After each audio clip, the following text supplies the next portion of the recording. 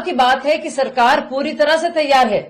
और सरकार जवाब देना चाह रही है और डिटेल में 22 मिनटों में क्या कुछ हुआ है, किस तरह से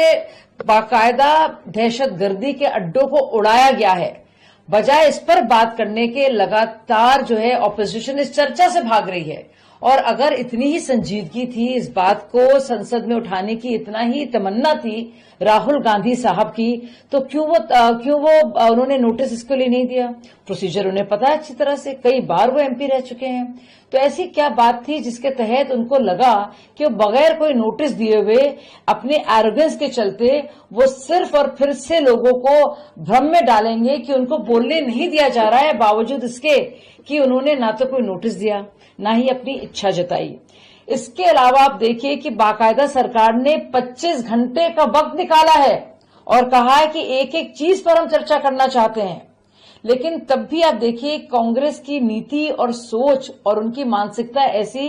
कि वो सारे सवाल जो पाकिस्तान उठाना चाह रहा है, पाकिस्तान के प्रोपेगेंडा सेल के एक अदना से ट्रोल की तरह काम करते हुए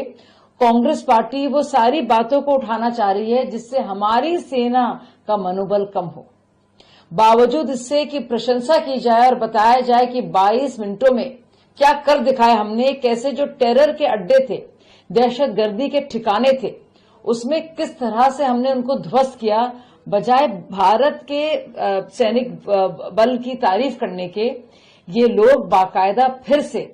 भाजपा सरकार को एक तरह से कहना चाहिए कि एक एम्बैरस करने के लिए अपने ही देश के डिफेंस फोर्सेस को की मर्यादा का अपमान कर रहे हैं और एक मेरी सॉवरेनिटी को अंडरमाइन कर रहे हैं।